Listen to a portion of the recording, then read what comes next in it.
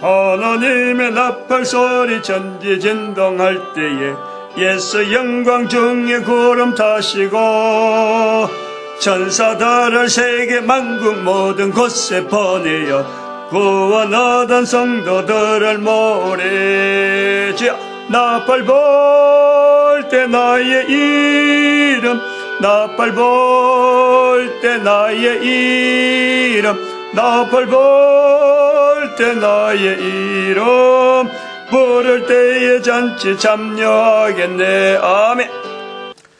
하나님 말씀 에스겔서 18장입니다. 에스겔서 18장 1절에서 끝절까지 교독합니다. 1절 말씀 제가 먼저 받들어 봉독드립니다.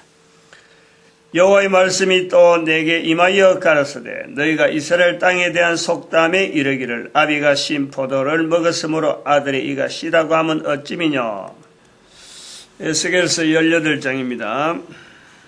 에스겔서 18장은 제가 평소에 강조하는 부분이 있는 그 장이죠.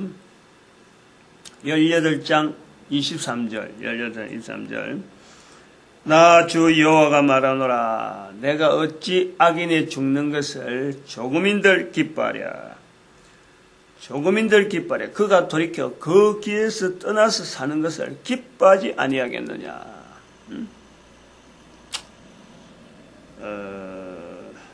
악인이 죽는 것을 조금인들 기뻐하랴. 그가 돌이켜 그 길에서 사는 것을 그 길에서 떠나서 사는 것을 어찌 기뻐하지 아니하겠느냐. 그 다음에 요거하고 연결해서 이제는 같은 내용으로 보는 거예요. 18장의 4절 모든 영혼이 다 내게 속한지라. 모든 영혼이 다 내게 속한지라. 그리고 마지막 절에 32절에 죽는 자의 죽는 것을 내가 기뻐하지 아니하노니 내가 기뻐하지 아니하니 너희는 스스로 돌이키고 살지니라. 죽는 자의 죽는 것을 기뻐하지 않는다. 18장의 그 중심되는 그 흐름은 2절에 있는 대로 이스라엘 땅의 속담이 나오죠. 어제는 수수께끼, 비유, 오늘은 속담. 동원될 수 있는 건 일반 우리가 쉽게 쓰는 이런 표현들이죠. 하나님의 말씀이라 그래서 하나님께서 그 언어를 하늘에 있는 언어를 갖고 말하지 않는 거예요. 말씀하지 않는 거예요. 천사들끼리만 통하는 그런 내용을 갖고 지금 이야기하지 않는 거예요. 천사의 방언이라 하는 인간들이 쓰는 수수께끼, 인간들이 다 알아들을 수 있는 속담, 비유, 이걸 가지고 하나님께서 하나님의 뜻을 우리에게 지금 밝히고 있는 거예요. 성경이 그런 거예요.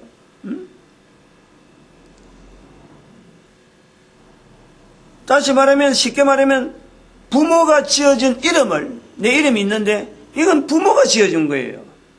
하나님을 전혀 모르는 부모님이 지어준 거예요.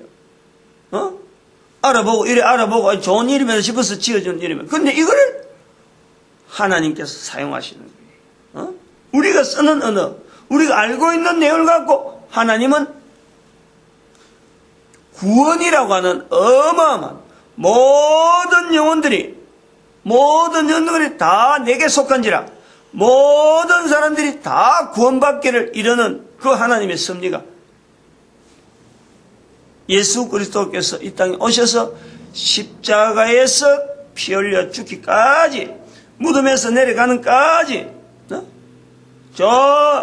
참 사탄의 정체를 이미 정체는 드러났는데 그 사탄의 참 영향에서 사탄하고 같이 고통당하는 그 인간들의 고통, 그 직접 체험하는 그 자리까지, 정말 하나님으로서 갈 수 없는 장소, 가장 밑바닥까지 다 체험을 하시는 그 내용을 통해서 우리 인간을 구원한다니. 인간 구원이라니. 모든 영혼이 다 내게 속한지라. 한 영혼 지옥이까지. 하나님은 지옥에서 고통당하는 그 영혼, 그 영혼의 고통, 그까지 하나님은 다 고통을요 감수하시면서 지금 모든 인간들이 어떻게 하든지 구원받을 수 있는 그 길을요 열어놓고 계시는 거예요. 이거 우리 인간들이 알아야지. 우린 모든 영혼들이 다 내게 속한지라 악인의 죽는 것을 조금인들 기뻐하랴. 죽는 자의 죽는 것을 기뻐하지 아니한다. 18장에 있는 이 표현 속담 아버지가 신포도를 먹었으므로 신포도 그러니까 이가 신다. 이건 일종의 유전자적인 요소로도 뭐 오래 어떤 관계가 있을는지 아들의 이가 신다.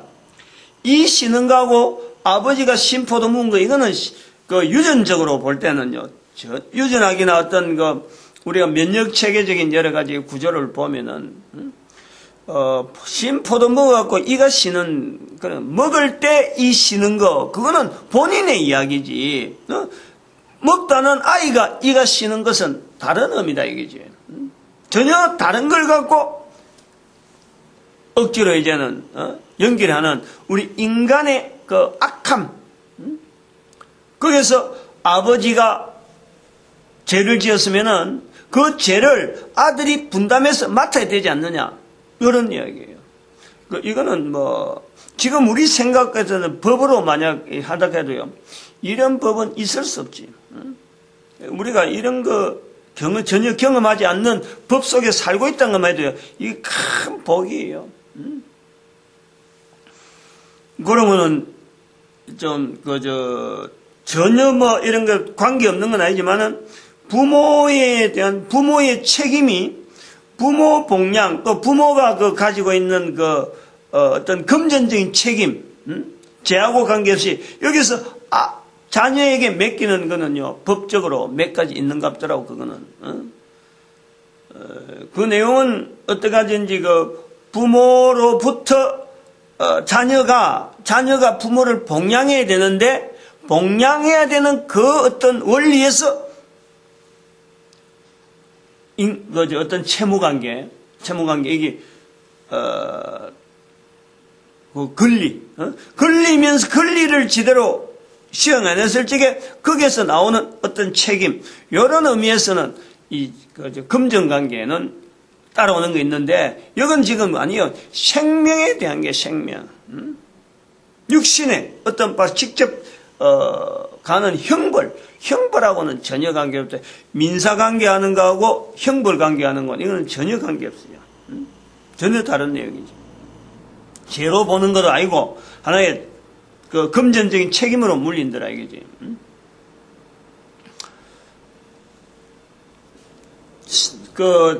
아버지의 죄가 아버지의 악이 아버지의 선도 있으니까 아버지의 의로운 것이 자녀에게 연결되지 않는다. 이걸 3대를 거쳐서 이야기하는 거예요. 18장에 예를 들어서 하는 게 아니고 3대라 한 아버지 밑에 선한 아버지 밑에 악한 아버지 밑에 3대가 어떻게 연결되는지 선하고 아버지가 선하고 그 다음에 그 아들이 악하고 그 다음에 그 손자가 선하다. 이런 경우 전혀 관계없는데 선악이 나오는 거예요.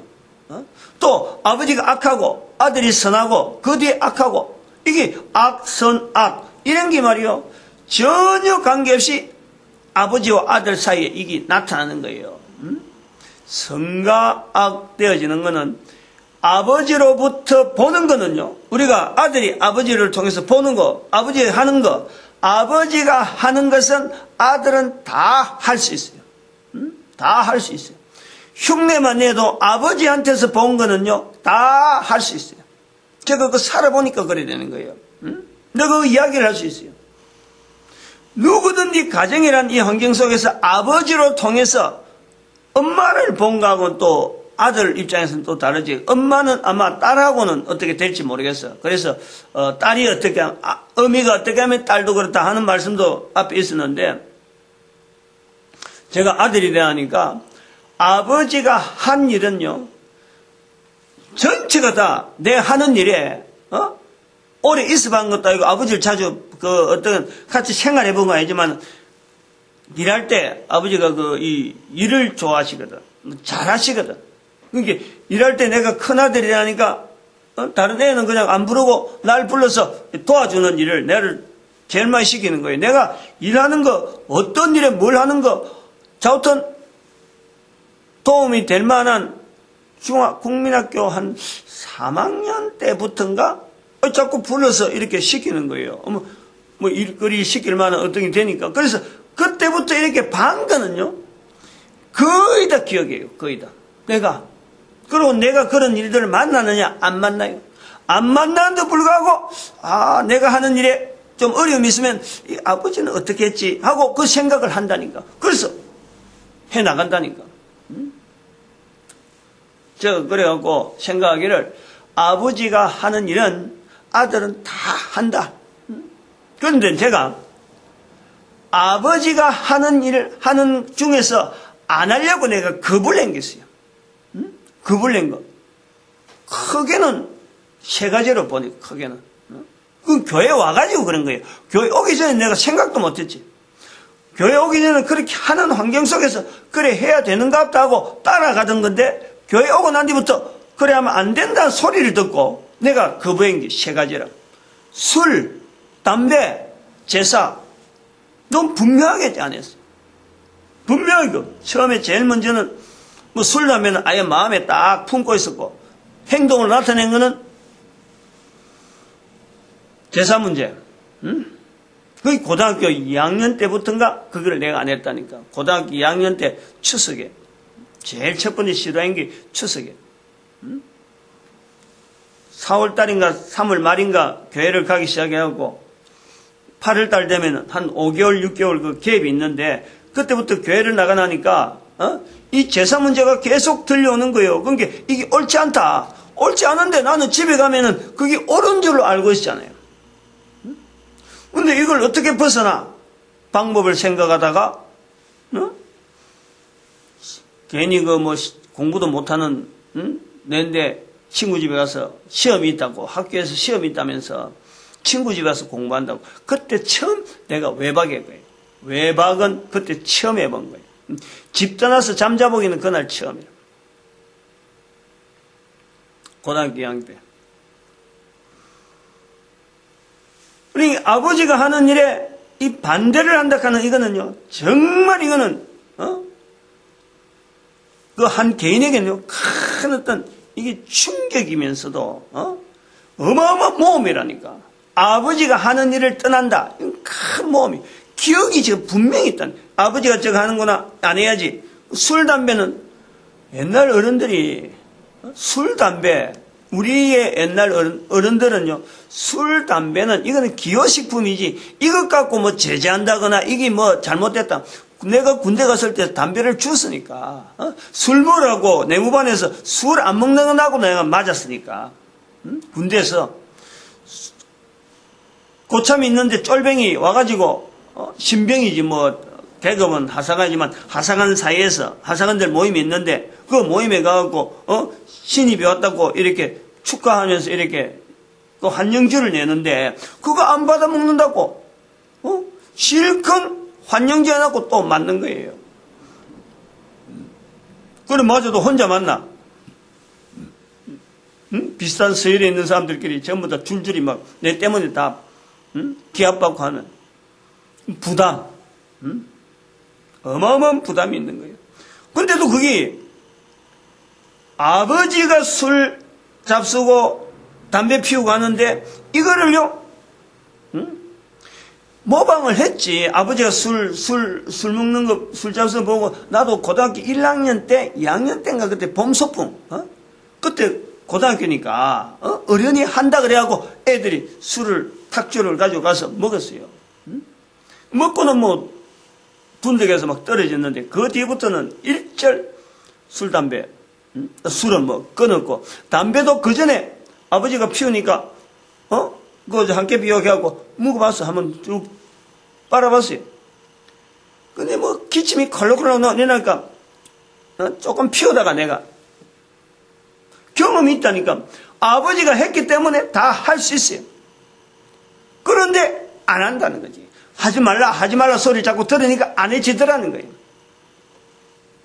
지금 요 내용에 아버지가 악인인데 아들이 서인이고, 그 손자가 악인이고, 아버지가 의인인데 악인이고 의인 되어지는 요 과정은요, 하는 일은 다 할 수 있는데, 분명히 내가, 안 돼야 된다, 안 해야 된다 하는 건요, 안 해야 된다라고 할 수 있는 건 또 본인이 할 수 있다는 거예요. 아버지가 한 일인데도 불구하고 아들이 안 하고자 하면은 안 할 수 있다는 거예요. 그런데 안 하고자 하는 그 내용에 안 하려고 하고 하려고 하고 하는 이 구조에 단순히 아버지가 행거로만 따라가지 않더라는 거지. 내가 아버지가 했기 때문에 내가 그냥 자동적으로 가는 것이 아니고 그 내용을 내가 받아서 해야 되겠다, 하지 말아야 되겠다 하는 개념이요, 본인에게 있는 거예요. 할 수는 있지만은 안 할 수 있고, 못하는 것 같은데 하는 게 있다니까. 반대되어지는 쪽으로, 아버지가 잘하는 쪽으로 했는데 그거를 아들이 봐가지고, 나는 저거 안 해, 아버지는 잘하지만 나는 못해, 안 해 하고 자기가 거부하는 게 있다니까. 아버지가 했으니까 나도 저렇게 할 수 있다고 따라가는 것도 있고, 이게 아버지와 아들 사이의 이 개념이요. 제가 나이가 50, 60 지금 60 넘어보니까, 제가 아이에 대해서 이 개념을 내가 많이 생각을 하는 거예요. 우리 아이하고 내하고 살아가면서 많이 떨어져 있거든. 어려 떨어지는 공부한다고 떨어지고, 나는 목회 나온다고 나오고, 막 아들하고 같이 있어 본 지가, 같이 일해 본 지도 많이 없어요. 그러니까 짧은 일할 때에, 잠깐 같이 할 때에 나는 그런 생각이 있기 때문에 아이에게 어떻게 하든지 좀, 부모로서 요령을 빨리 익혀주려고, 일 못하면 막 일 못한다고 오히려 나는 좀 이렇게 잔소리를 좀 했지. 근데 그거는, 내가 하는 이 일을 빨리 익히면 좋겠다. 요령을 빨리 익히면 좋겠다. 근데 그게 제가 볼 때는 아버지의 방법, 내가 보았던 아버지로부터 받은 방법은 분명히 아니었죠. 아버지는 그냥 보여준 건데 나는 그걸 앞서서 좀 더 요령을 조금 더 익혀주길 바래서 그 요령을 익히라고 좀 강요를 했지. 그러니까 아들이 거부감을 나타내더라고. 그래서 이제 그것도 적당한 때가 되는 건데, 지금 저 결혼하고 떨어져 있으니까 늘 그래 바라는 것이에요. 지난번에 자기가 이야기하더라고. 뭐 공구 챙기고 뭐 이런 거 찾길래, 내하고 같이 안 있어도 이게 지금 막 공구 챙겨 잡고 가정에서 일어나면 뭘 일을 자꾸 해야 돼 하는 그런 말을 하는데, 나도 아버지 한 것 보고 자기도 할 수 있는 거로 막 집안 일을 막 한다고 이야기를 하더라고. 우리가 분명히 있어요. 아버지가 한 거 아들이 따라오는 거, 아버지가 한 거 아들이 따라오지 않는 거, 요 과정에서 자기에 대한 어떤 개인의 분명한 결정이 분명히 있는 거예요. 그 내용을 이야기하는 거예요. 즉 말하면은 선하다 악하다, 의인이다 악인이다, 요 내용은요, 그 의인 되어지는 것과 악인 되어지는 것은 개인의 부모 관계도 이랬는데, 부모 관계에서도 이랬는데, 아버지가 한 것을 늘 집에서 보고 있는 이런 관계 있는데, 요걸 조금만 밖으로 연결해 보면 모든 사람이 선하다 악하다, 선한 행동이 나온다 악한 행동이 나온다, 그 속에는요, 그 개인이 그 행동에 대한 책임이라고 할 수 있을 정도로 자기 자신이 그걸 받아들인 그 내용 자체에 대해서 자기가 먼저 알고 있는 거예요. 요라면은 이게 좋은 일이고, 요라면은 나쁜 일이고, 자기가 그걸 받아들이는 거예요. 그래서 나오는 행동이라. 어릴 때에 익혀져 있고, 그 속에, 문화 속에, 잠자가고, 그래 가면은 항상 그 사람은 악인이 될 수밖에 없는 환경이 있다 하더라도, 그 사람이 그 행동을 할 때는 자기가 그에 대해서 가치를 두고 내가 이 일을 해야 된다, 내가 이 일을 하지 말아야 된다 하는 가치를 두고 행동을 한다는 말이에요. 누구든지 그렇다는 거예요. 근데 그걸 우리가 지금 형법으로 이래 봐가지고 미성년자 이렇게 처벌하는 있어요. 미성년자라고 두는 게 있어요. 형법에 미성년자라는 게 있다니까. 그래서 미성년자 보호법이라고 별도로 그는 법을 일반 사람들을 위해서 지어놨는데 만드는 법에 대해서 미성년자 보호법은 좀 더 다르게 적용하는 거예요. 이제 요 미성년자 보호법, 또 미성년자 말고 또 더 밑으로 내려가는, 그래갖고 형법이 어떻게 적용되어야지, 또 그건 전문가는 아니라 잘 모르는데, 요 경우에도 개인이 판단을 해가지고 내가 따라가는 건가 하는 이 판단을 본인이 할 수 있는 건가, 할 수 없는 나인가, 여기서요, 이게 차이가 나는 게 미성년자, 이 법이 따로 적용되는 거예요. 소위 말하는 고의성이라는 거예요. 고의성. 형법에 중요한 가늠이 되어진 게 이 일을 하는데 고의성이 본인이 알고 하는 건가, 전혀 본인이 모르는데 그냥 환경에 따라 어쩔 수 없이 나타나는가, 요거에 의해서 이게 법이요, 형법 자체가 크게 두 가지로 갈라지죠. 미성년자 보호법 아니면 일반 법들 적용시키는가, 이런 차이가 있다니까. 미성년자 이 보호법이 지금 현재 그 나이들을 이렇게 나이를 전체적으로 잘라놨는데 이게 자꾸 내려온다는 거 아니에요. 자꾸. 전에는 한 20대 가다가 20대 갖고 안 된다. 15살, 18살, 18살 안 된다. 15살, 15살 안 된다. 12살. 이게 자꾸 내려오는 거예요. 왜냐합니까? 그만큼 환경이, 정보라고 하는 이런 환경이 지금은 너무 막 퍼져 있잖아요. 옛날에는 가정에서 텔레비전도 없고 부모와 자녀, 요 환경 속에서 하니까 부모가 하는 일만 쳐다보는 거예요.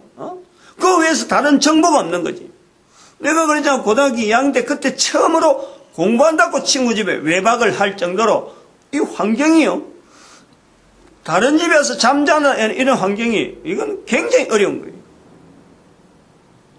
지금은 너무 쉽게 우리가 다른 집에 가도 잠잘 수 있는 환경이 되어 있으니까 여기서 잠자고 저기서 잠자고 하는 이런 환경이 되고, 그러고 그런 문화가 형성되어 있는데, 텔레비전하고 그다음 스마트폰, 인터넷, 이 공간에서 나오는 정보들이 어린애들이 판단한다 하는 이 자체가 이제 어린애라고 하는 개념이 자꾸 떨어지니까 내가 이건 해야지, 내가 하지 말아야지, 이런 개념이요, 어릴 때 자꾸 내려간다니까.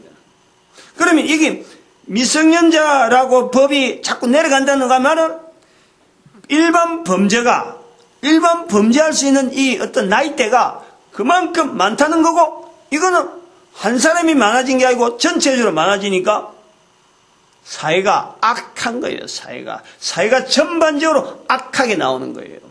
구조가 그래야 되는 거예요. 가면 갈수록 이거는 심화되는 거예요.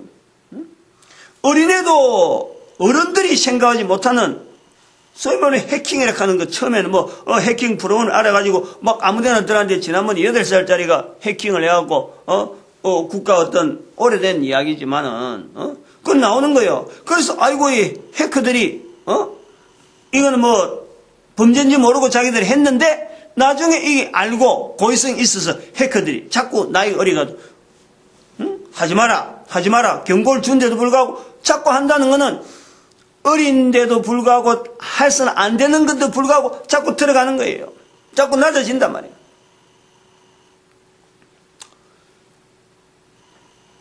요 악인과 선에 대한 이 개념이 18장에 나와서 이런 어떤 분명한 어떤 개인의 분명한 의도, 요것이 작용을 했을 적에 하나님 보시는 의인과 악인이라고 하는 그 개념을 18장에서 지금 보여주고 있다. 이걸 우리가 분명히 알아야 되고, 이 내용은 개인이 의인이다, 악이다 그래서 어떤 판단에서 이렇게 형벌을 이렇게 벌을 받는 그 조건을 분명히 이야기하고 있는 거예요. 이게 민사에 대해서, 민사는 서로 협조해가지고 서로 손해가 나고 서로 양보하고 이런 관계를 각자가 부담하는 거예요. 각자가. 그래갖고 전혀 영 손해 내가 전 책임이 없다. 그럴 땐 자기 0%지만은 100%라는 걸 가지고 당신 몇 프로 할 거냐? 나는 얼마 몇 프로 한다. 요거를 조정하는 것이 면사란 말이에요. 100% 안에서 서로 간에 양분해가지고 이게 원고, 피고 간에 분담하는 게 이게 민사고, 형사는, 그 벌에 대해서, 주어지는 벌에 대해서 그 한 사람이 전체적으로 책임을, 전체적으로 자기가 감당하는 거예요. 근데 거기에 중요한 것이 이 일을 했는데 이거는 내가 받아야 될 일이다. 책임이다. 라고 받는 거. 요 개념이 부모와 자녀 간에 있어서 이것이 구분이 분명히 된다. 아버지와 아들, 부모와 자녀 문제를 해서 아버지의 죄가 자녀가 받는 거. 이거는 그냥 아들은 아무것도 모르고 자녀는 아무것도 모르고 부모가 그냥 내려오는 거. 이거는 절대 이거는 연결되지 않는다. 이거예요. 하나님께서요, 성경에 이런 내용을 기준을 해놨으니까 오늘 법이요, 형법하고 이런 민사법하고 이런 것이 구분돼서 나오는 거예요. 이게 나중에 이러한 개념이 나중에 로마 제국에 기독교 자체가 딱 안치되면서 그게 얼마야? 313년부터 로마 제국이 1543년인가 1453년인가 그랬는데 1453년인가 그 멸망되는데 한 1000년 동안에 이 기독교가 그 로마 제국에 들어가는 거예요. 그 로마 제국을 통해서 지금 전 세계가 법률을 지금 가지고 있는 거예요. 법률 구조를. 이 책에서 내가 그거에 대한 건 좀 자세히 안 적었지만은 로마 제국이 영향받는다. 그리고 법체제 안에 있다. 요 내용을 해놨는데 다른 설교 다른 시간에는 많이 해놨어요. 제가. 그 로마 제국의 법체제를 지금 현재 우리가 쓰고 있는 이런 법체제에서 성경의 내용하고 비슷한 이 흐름의 고리가 되어지는 것은 바로 로마 제국의 법체제 속에 기독교가 1000년간의 영향을 미치다. 요거요 중요한 이 어떤 그 고리라니까. 이걸 알아야지. 그러니까 요런 18장에 있는 요런 개념의 악인과 선인의 개념을 형법에 딱 적용하면 그 형법의 법리, 법의 원리, 그 원리가 그대로 여기서 나오는 거예요.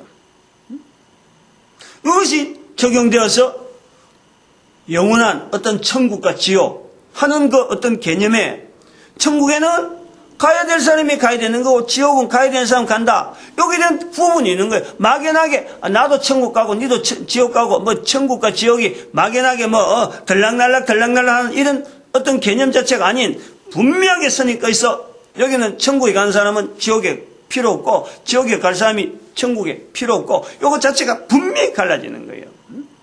여기 그냥 이게 하나의 주어지는 언어로서 단어로서 그냥 우연히 생성되어지는 그런 개념이 그냥 누가 설명해가지고 이거는 천국은 이렇다 한다 지옥은 이렇다 이런 그 어떤 시대 자체가요 구분돼가지고 나온 게 아니라 성경에 있는 이 내용 자체를 법 속에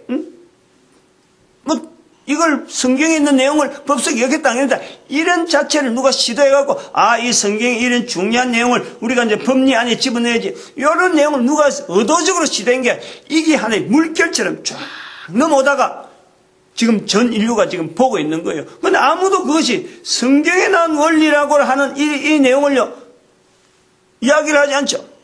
성경은 성경이 있는 그 현상에서 현재 있는 성경 자체가 구성되어지는 그 구조, 지금부터 2300년, 2500년 전에 이런 내용이 선포되어지고 기록이 남겨졌지만 이것이 일반 사람들한테 흘러오는 이 과정은요, 성경 자체가 가지고 있는 이 어떤 글자적인 내용도 있지만은 성경으로 인해서 기록되어지는 내용을 인해서 밖으로 드러나서 모든 사람들이 현재 누리고 있는 여러 가지 제도, 여러 가지 환경 속이요. 성경의 기록이 있었기 때문에 받아들이는 이런 문화적인 요소라 하지. 이런 문화가 엄청나게 많고, 그 많은 중에도 나쁘게 영향을 미치느냐. 인간들이 방향을 나쁘게, 어떻게 참 성경에서 근거한 이 내용을 통해서 인간들의 삶 자체를 나쁜 쪽으로 방향을 주느냐? 이것이 아닌 거예요.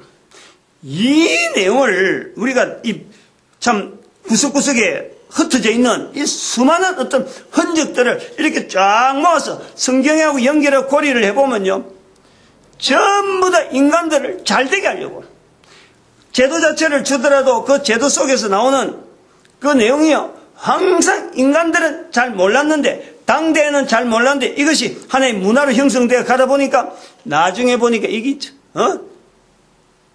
참 우리 인간들에게 너무나 보편적으로 너무나 필요한 그런 내용들이 굉장히 많아요. 굉장히 많아요.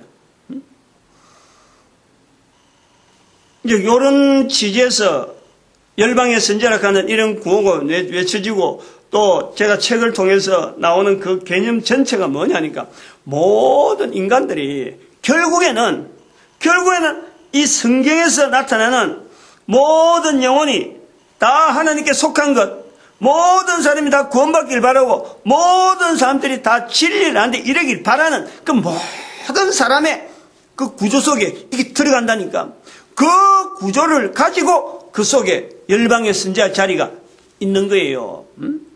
그냥 뭐 퍼져 있고, 여기서부터 막 바벨탑 사건처럼 막 퍼져가지고 나가는 중에 열방의 선지자 그 조그마한 부분, 한 부분, 종교라고 가지고 있든지, 안 그러면 뭐 특별히 이스라엘에 있든지 하는 이런 내용이 있는 게 아니고, 흩어져 있던 이 펑펑하게 서로 교통도 없고, 통화도 안 되고, 말을 해도 통하지 않던 그냥 퍼져 있는 사회 속에서 하나의 조그마한 알맹이로서, 하나의 점으로서 영향 주는 그런 내용이 아니고, 지금 좁혀져 가고 있어요, 지금. 전 인류가 퍼져 있다가, 콩처럼 두두두두 흘러가고 있던 이 점들, 온 인류가 섬, 육지, 바다, 이 가운데서 살아가고 있던 이런 사람들이, 흩어져 있던 사람들이 하나의 중심을 가지고, 중심점을 가지고 쫙 모아지고 있는 중에, 그 지금, 물살이 콱 오는데, 그 속에 지금 하나의 기둥처럼, 아니면 큰 어떤 바위처럼 지금 하나 딱 돋아 있는 게 지금 요게, 우리 한반도란 말이에요. 한반도 쫙 좁혀져 있다니까.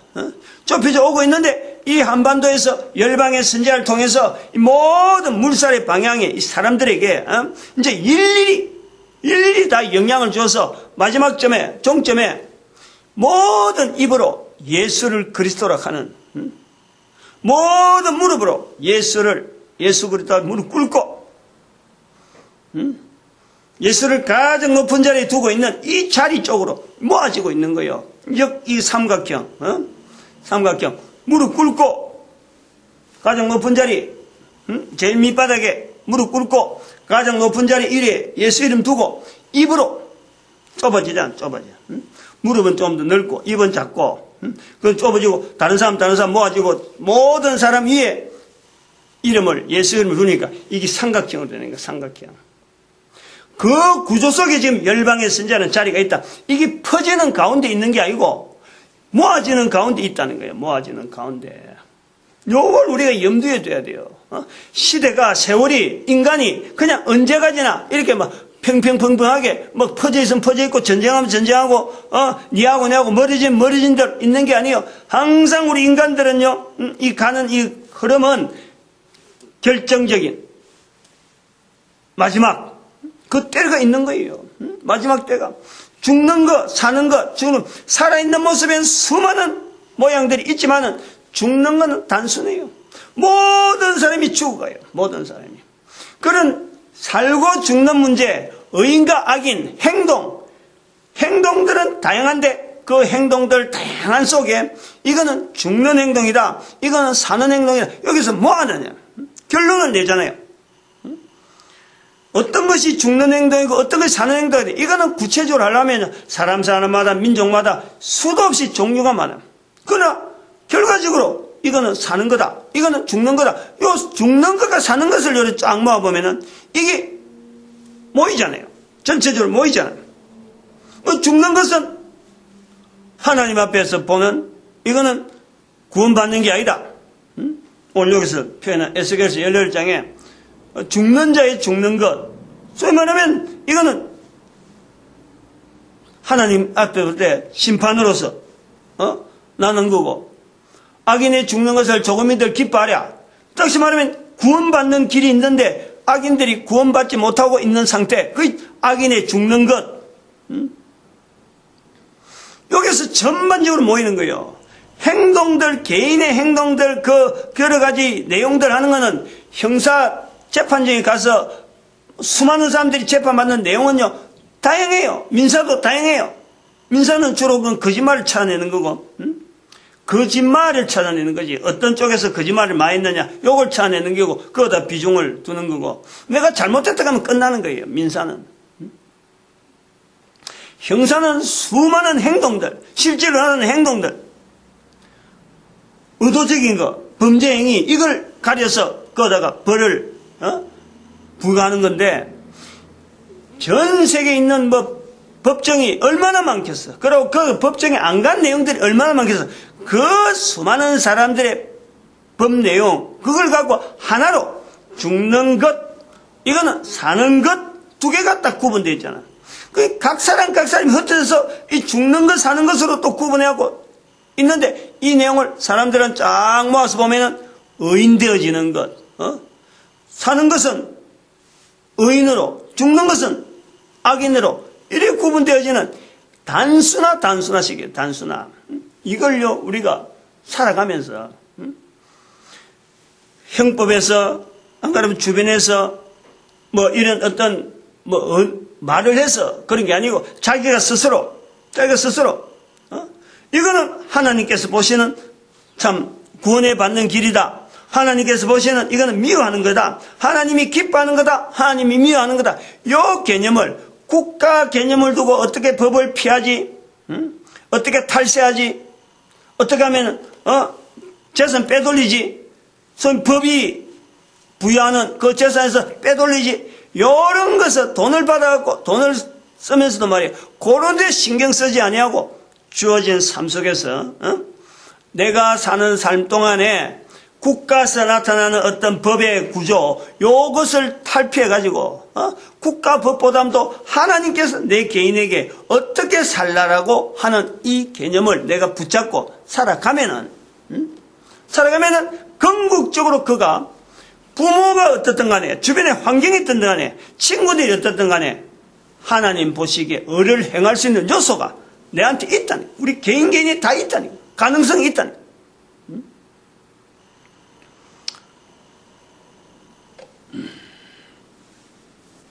제가 에스겔서 18장 중에서 23절 이 부분을요, 얼마나 제가 참 이 전도하는 사람들한테 내가 강조했는지 몰라요.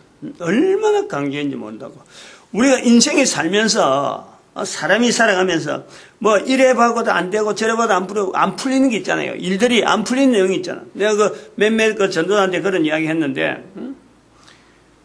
전도하러 왔는데, 항상 보면, 뭔가 집안이라든지, 교회라든지 이런 데서 안 풀려가지고, 뭔가 불만이 가득 차갖고, 현장에 온 사람들 많이 있어요. 그 사람 중에서, 교회 건사락하면서 하는 사람이 있어요. 내가 불러가지고, 그 사람한테 불러가 이야기를 했지, 하나. 당신 가정이고, 그러고, 전부 다 안 되는 쪽으로, 집안이 팽팽한데, 빵빵한데, 근데 전체가 막 몰려있는 거라, 안 되는 쪽으로. 애들 결혼도 안 되고,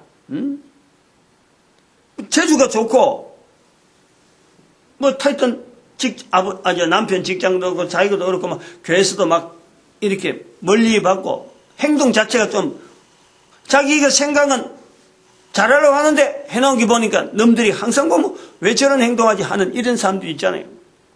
내가 전도이 되러 왔기 때문에, 내가 그 사람한테 그 이야기를 해줬지. 전도대로 안 쓰면 그냥 보고 있고, 내하고 관계없는 게 우리 교회도 아니고 한데, 내가 어떻게 말을 해봐야 어떤 고리가 안 되는데, 당신이 전도대 왔으니까 내가 한마디 해주는데 이게 축복이다. 에스겔서 18장 23절 이 말씀 자체가 당신이 어떻게 이걸 자체를 해석해가지고 과연 이 속에 있는 18장 23절에 있는 이 말씀의 뜻에 대한 자기가 어떤 깨달음, 다른 거 뭐 애써가지고 직장 문제 애들 때문에 막 고민하는 그 시간에 요 18장 20장 말씀을 23장 말씀을 23절 말씀 한 말씀만 이걸 붙잡아서 한번 실험해봐라.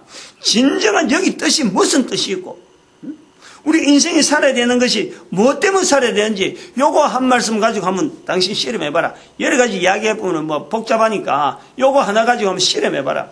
당신 반드시 복된 길이 보일 것이다. 내가 그 이야기를 하는 거예요. 이거예요. 18장 23절에서는요. 이게 그 사람에게 대행하니까 모든 인상들이 마찬가지. 모든 인생들이. 악인이 죽는 것을 조금인들 기뻐하겠나. 모든 영혼이 다 하나님께 속겠다. 우리가 참 잘못 생각하는 것 중에 있어요. 지금 여기 이 내용이, 이 18장 이 내용에 이야기할 것이 굉장히 많은데, 19절 있는 말씀에, 너희는 이러기를 아들이 어찌 아비의 죄를 담당치 않겠느냐. 아들이 어찌 아비의 죄를 담당치 않겠느냐. 이것이요, 사람을 살인한다는. 요 말씀 가지고, 요런 표현 가지고 사람을 죽이고 살리는데, 이게 어렵다 하는 데가 있어요, 어렵다. 이게 중국 문화라, 중국. 전 중국의 문화가 복수 문화예요, 복수 문화. 아버지하고 아들 간의 관계.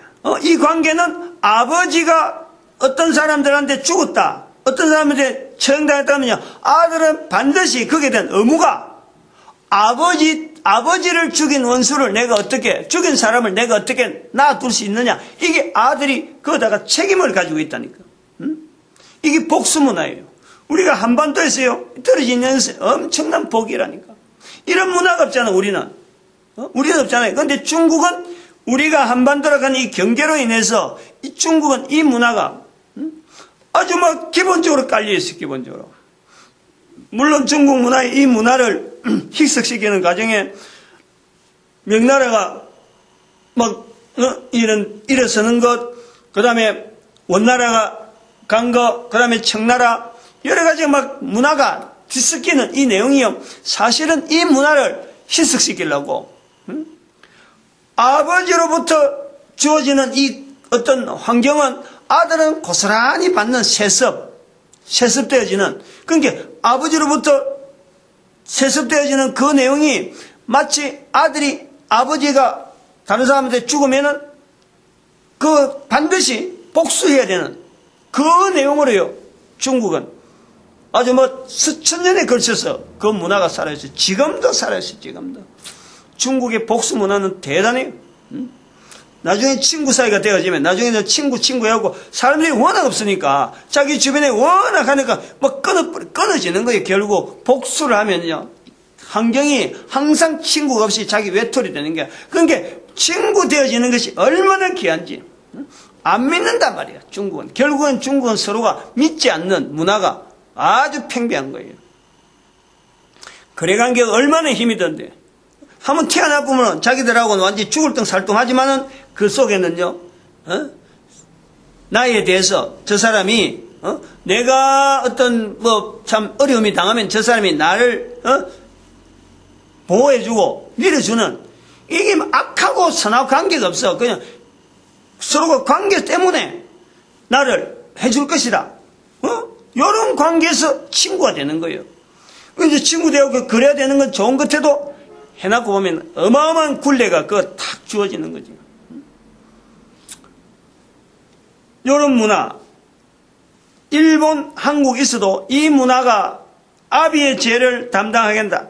아들이 어찌 아비의 죄를 담당치 않겠느냐 하는 이런 성경에서 지적인데, 요 지적 앞에서 아들의 이가 시다. 이거하고 연결돼서 성경의 구조예요. 절대 그거는 속담이지, 속담으로 끝나는 일이지, 성경의 내용은 하나님께서 말씀한 내용은 아니다 하는 것이 지금 18장에서 우리가 주장되어지는 거로 우리가 읽어야 되는 거고, 이런 것이 일반화되어져서 나타나는 것이 중국이라는 큰 대륙 속에 이것 자체가 큰 줄기로, 아주 중요한 줄기로, 중국 문화의 아주 중요한 줄기로 남아있어요. 이거 희석시키기 위해서 하나님은 수많은 역사적인 어떤 전쟁 문화를 통해서 여러 사람들이, 여러 나라들하고 원나라도 저 몽고가 중국을 점령해서 있을 수도 있고, 또 이게 청나라, 우리가 보는 만주땅에서 내려와서 할 수도 있고, 중국에도 막 통일이 안 돼갖고 각지 떨어져 있는 이 내용을 전쟁을 통해서요. 전쟁이라는 이 환경을 통해서 계속해서 어떤 가치관을요, 형성시켜 오는 거지. 자기들이 있는 기존의 이 나쁜 가치관을 자꾸 희석시키고 사람들끼리 융화되고 인정하고 받아들이는 이 문화를 일으키기 위해서 전쟁이라는 환경을 사용한 거예요. 사람들이 일으키지만은 그러나 그 속에서 하나님이 근본적으로 모든 인간들에게 좋은 일이 되도록 하나님은 그 섭리하신 그 형상이 바로 이 복수 문화에 대한 섭리가 있다니까. 그걸 우리가 볼 수 있는 거예요. 후대 사람들은 그걸 볼 수 있단 말이에요. 그렇게 말하는 사람이 없어서 자료가 없어서 그렇지, 저는 그 문화를 그렇게 보는 거예요. 중국 문화.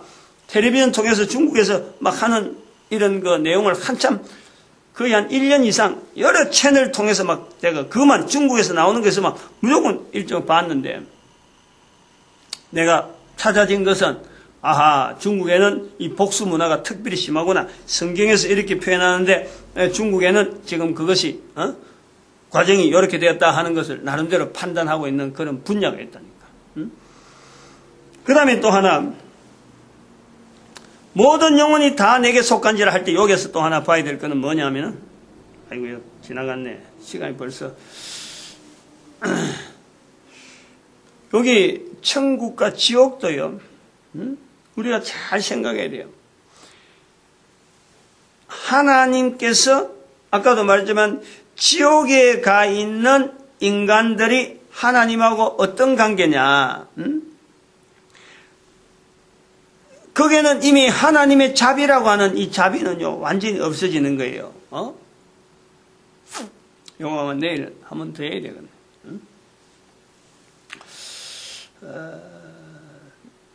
천국과 지옥, 그리고 육신에 대한 이런 표현들, 지금 우리가 몸으로 있는 육신이라고 하는 이런 관계들, 헬라 철학들, 그러고 지금 여기 이 바벨론에서 이 내용이 나오는 거, 이거 자체를 한번 정리를 해줘야 돼요. 아까 중국 이야기 잠깐 하고는 그만둘 수 없거든요. 전체 연결해서 천국과 지옥하고 이런 개념들이 우리가 일반적으로 이렇게 형성되어지는 이런 내용들이 성경의 이런 표현하고 시점하고 분명히 연결이 되어 있어야 되고, 그리고 그 전체 어떤 집어되어지는 이런 내용들이 전체 성경에서 중심해갖고 성경에 있는 해석, 다양하게 뭐 자기 경험을 해서 판단할 것이 아니라 이게 모든 인류를 향해서 주어지는 분명한 기준을 두고 각 나라 각 곳에 있는 문화들, 여기에 대한 기준들이 아마 18장에서 한번 언급이 돼야 되지 않겠나 이래 봅니다. 오늘 우리 한 사람 한 사람 전도자 만드신 하나님께 감사하고, 그리고 교회는 전도로 하나 되어야 되고 모든 국민들이, 한반도 국민들이 온 인류를 향해서 전도 국민으로 쓰임받기를 축복하는 시간 주여 삼창합니다. 주여!